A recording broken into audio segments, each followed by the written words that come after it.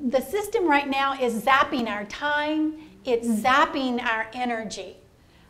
As a teacher, I need time to, number one, think about these marvelous, rich ideas that the content experts and experts in the world of teaching, the research people, I need time to read that research, think about it, and discuss it with my peers. What does that look like in our classrooms in Volusia County, Florida? What does that look like for our children to try to implement some of these innovations that people are coming?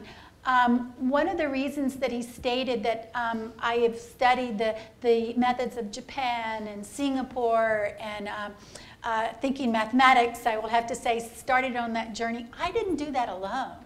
I sat down with a group of peers because our principal said, you're right, you need time, you need the energy, let's make it. And she made it in our system. I sat down with my peers and we studied the Singapore textbooks. We studied the Japanese textbooks, translated into English, and we discussed what was different. And why might it be better? And how could we implement it in our classroom? So we studied our craft. We were given the time to study our craft. But beyond that, I need the time to study my students. Right now, I so appreciate formative assessment that as a professional, I assess where my students are, my children are, and that determines where I move next. But I'm doing it on the fly. I'm doing it in a split second. And that is part of what we teachers do. But I also need time to sit down and look at what children do, look at their performance and think, why are they doing that? Why did they say that? And then reflect on what questions can I ask, what tasks can I bring forth that would move these children forward. This model of listening to the boss and just doing what the boss said is not part of the makeup of many, many, many, many teachers. We have our own ideas about what will move education forward. And to put teachers in charge of professional development, to sit teachers on committees such as this, and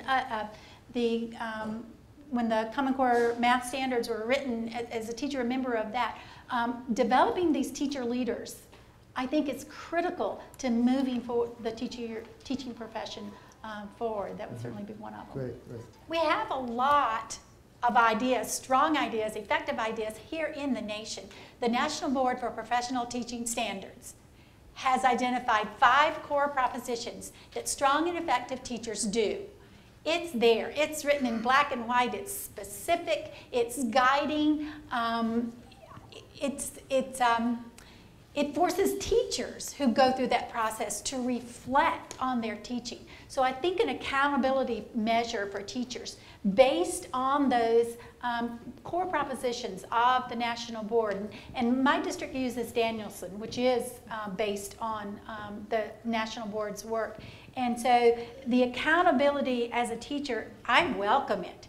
Please assess me, give me input about the environment and the joy of learning within my classroom, my knowledge of content, and my knowledge of students, my ability to monitor student progress, my ability to grow in my knowledge of my profession, and how do I interact with my peers to support other teachers in the growth of teaching as a profession. So I think in answer to your question about the future, we have some benchmarks. We have some guideposts out there right now.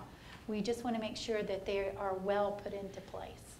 And one of the message that's clear from this conference is that we need accountability systems, evaluation systems of teachers that will support them, that will identify the challenges those teachers have and then help them to improve on those areas and to become stronger teachers. So I would like a system that, I think we need a system that helps teachers grow and improve as teachers.